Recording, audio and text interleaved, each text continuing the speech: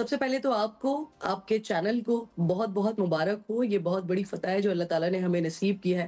अल्हम्दुलिल्लाह, अल्हम्दुलिल्लाह। और जिन अल्हम्दुलिल्लाह। नुकसानात की आप बात कर रही हैं ना, जिस पर्टिकुलर नुकसान की आप बात कर रही हैं, वो उन तमाम नुकसानात में आता है, हुँ, जो कि अल्हम्दुलिल्लाह पाकिस्तान ने पहुँचाया है। और जिस तरह से हमने इस काम का बाकायदा तौर पर आगाज़ किया था, पहले 4 दिन का हमने इंतज़ार किया था, सब्र किया था और फिर उसके बाद फ़जर से लेकर असर तक में तमाम का तमाम मामला जो है हमने निपटा दिया था।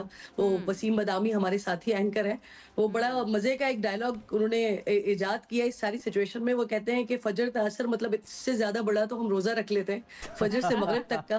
लेकिन ओह नाइस। ये तो एक लाइटर नोट पे बात हो गई, लेकिन हुँ, जिस काम का हमने आगाज़ किया था, जिस सूरह सफ़ की आयत के साथ हमने आगाज़ किया था, हुँ। इन्नल्लाहा युहिब्बुल्लज़ीना युक़ातिलूना फ़ी सबीलिही सफ़्वन कअन्नहुम बुनियानुम मरसूस। यानी अल्लाह रब्बे ज़ुल जलाल मोहब्बत फरमाता है उन लोगों से जो अल्लाह की राह में सीसा पिलाई हुई दीवार की तरह लड़ते हैं, सफ़े बाँध कर। तो अल्लाह ताला ने मोहब्बत फरमाई, अल्लाह ताला ने नुसरत फरमाई। क्या हम तसव्वुर कर सकते थे? और जिस तरह से हमारा एक ज़ायचा बनाया जाता था, जिस तरह से हमारा नक्शा बनाया जाता था और उसमें कोई इब्हाम भी नहीं था कि वो इतनी बड़ी ताकत इस लिहाज से कि लोग भी वहाँ पर ज़्यादा, उनके पास इक्विपमेंट भी ज़्यादा, उनके पास अगर आप जंगी हथियार देखें वो भी ज़्यादा, अगर आप हुँ। जेट देखें वो भी ज़्यादा, हर तरह से तादाद में ज़्यादा, लेकिन जीत अल्लाह ताला ने, नुसरत अल्लाह 313 ताला और ने हमें 1000 की अता फरमाई। एनालॉजी वो याद आ गई मुझे और किरण। उसमें जी?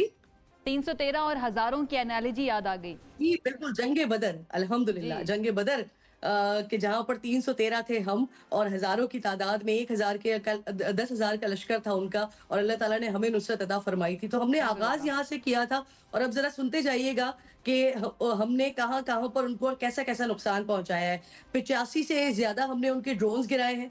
हुँ, S-400 सिस्टम उनका तबाह बर्बाद किया है। उनके 6 जेट्स हमने गिराए हैं इंक्लूडिंग राफ़ेल, इंक्लूडिंग सू-30, इंक्लूडिंग मिग-20। इसके साथ-साथ वेरी फिर नाइस। हमने जो है वो ब्राह्मोस मिसाइल, इसका बड़ा गुरूर था, बड़ा एरोगेंस था। वो भी हुँ, हमने तबाह बर्बाद किया है। गोदी मीडिया को हमने तबाह बर्बाद किया है और नरेंद्र मोदी की सियासत को हमने तबाह बर्बाद किया है। पिछला जो नरेंद्र मोदी का इलेक्शन गुज़रा है, उसमें आप बहुत अच्छे तरीके से जानती हैं कि उनको वो सादा अक्सरियत नहीं मिल पाई थी और हमेशा जी। से नरेंद्र मोदी के इलेक्शन टैक्टिक्स भी यही होते हैं कि वो मुसलमान दुश्मनी और पाकिस्तान दुश्मनी का नारा बुलंद करते हैं और उसके बाद वो इलेक्शन में वोट्स हासिल करते हैं। ये वाली जो एपिसोड उनकी तरफ से की गई, जिसको कोशिश की गई कि किसी तरह से उसको साइडलाइन करके और एक लेकिन नया लेकिन किरण नैरेटिव बिल्ड अब तो किया वो जाए, यानी अपने पहलगाम अपनी अटैक आवाम को के साइडलाइन दरमियान भी करके। एक्सपोज हो गए। अपनी उनकी अपनी आवाम जो है, इंडियन आवाम जो है, वो भी खुद से ये सवाल करी है कि भाई जब भी आपका कोई इलेक्शन आता है तो पाकिस्तान के साथ कोई ना कोई मिस एडवेंचर हो जाता है। Now they are exposed. अब वो भी सवाल तो कर रहे हैं इनसे।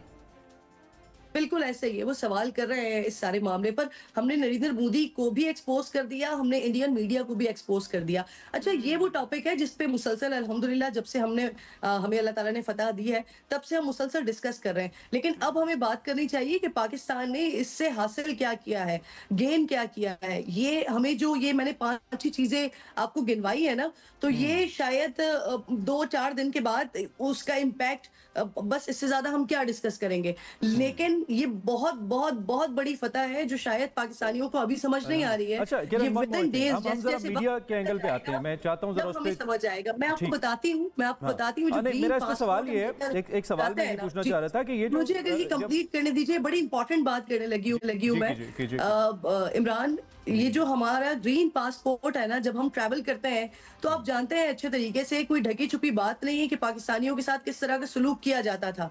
लेकिन अब हुँ, आप ट्रैवल कीजिएगा और अब आप देखिएगा, जब आलमी ताकत और जो सबसे बड़ी ताकत डोनाल्ड ट्रंप, उनको जब आना पड़ा ना, उनको जब पाकिस्तान को एक बड़ी ताकत समझना पड़ा और उनको जब कहना पड़ा कि हम शुक्रगुज़ार हैं दोनों के, इंडिया के और पाकिस्तान के, तो ये कोई छोटा-मोटा मैसेज नहीं था। ये हुँ, बहुत बड़ा मैसेज था जो पाकिस्तान ने पूरी दुनिया को दिखा दिया है। आप हुँ। देखिएगा, ये जो बिज़नेसमैन होते हैं ना, ये होते हैं परिंदों की तरह। ये आते-जाते हैं, एक दरख्त पे बैठते हैं और जैसे ही एक पत्थर मारा जाए, वो सारे के सारे बिज़नेसमैन दरख्तों से उड़ जाते हैं। तो इंडिया बहुत बड़ी मईशत बन चलें, रहा था। सीज़नल इंडिया साइबेरियन लोगों की को दिखा तरह रहा ना था, हो, हम तो आईएमएफ ये के चाहते पेपर हैं। अच्छा, दिखा-दिखा के दिखा रहा वक्त था। कम है किरण, मैं ज़रा मीडिया के पॉइंट ऑफ व्यू से आपसे सवाल करना चाहता हूँ। बहुत सारे ऐसे मौके आते हैं जब जो खबर है वो खबर पढ़ने वाले या बताने वाले या उसको डिस्कस करने वाले के जज्बात पे हावी हो जाती है।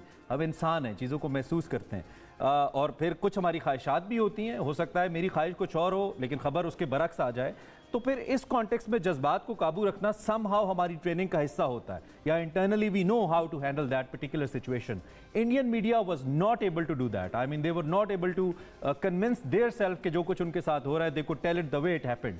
आप इस पे क्या कहेंगे? बिल्कुल ऐसा ही है। देखें, हमारी तारीफ, मीडिया की तारीफ न सिर्फ कल DGISPR ने की, बल्कि अगर आप दुनिया की खबरें उठाकर देखें तो वहां पर भी आपको ये दिखाई देगा। CNN, BBC जैसे इदारे जिनको मेच्योर होने में 50 साल लगे, 50 साल से ऊपर का वक्त उन्होंने गुजारा, उसके बाद वो मेच्योरिटी आई। इंडियन मीडिया बहुत तवील टाइम हो गया लेकिन वो मेच्योरिटी नहीं आ पाई। हमें अभी 22-23 साल हुए हैं। 2002 से हम बाकायदा तौर पर प्राइवेट चैनल्स पर आए थे, लेकिन इस पर्टिकुलर इवेंट पे जिस तरह का मुजाहरा और जिस तरह की जिम्मेदारी का मुजाहरा पाकिस्तानी मीडिया की तरफ से किया गया है, जिस तरह जो खबरें आई मुसद्दिका खबरों का इंतजार किया गया और फिर वो उसके बाद आवाम तक पहुंचाई गई। कहीं पर भी मुबालगा आराई से काम नहीं लिया गया, कहीं झूठ नहीं बोला गया, कहीं ये नहीं कहा गया कि जी अगर हमें कुछ नुकसान पहुंचा है, अगर हमारे पास कोई नुकसान पहुंचा है तो ऐसा नहीं हुआ कि उसको हमने अंडर द कारपेट कर दिया।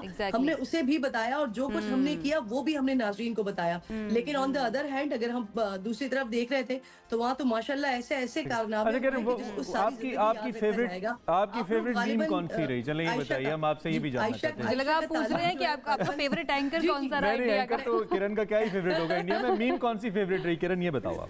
अच्छा, मीम एक बहुत मजे की थी जो कि मैंने तो बड़ा एंजॉय किया, और क्योंकि मैं ट्रैवल कर रही थी, मैं खुद कराची में स्टक हो गई थी, तो फिर मैंने वहां पर अगले दिन, जिस दिन ये सारी बातें हो रही थी कि कराची के एयरपोर्ट को तबाह बर्बाद कर दिया, तो मैंने जाके कराची का एयरपोर्ट देखा और जो मुझे सबसे ज्यादा इंटरेस्टिंग चीज लगी ना, किरण मैं बताऊं मेरी कौन सी फेवरेट रही?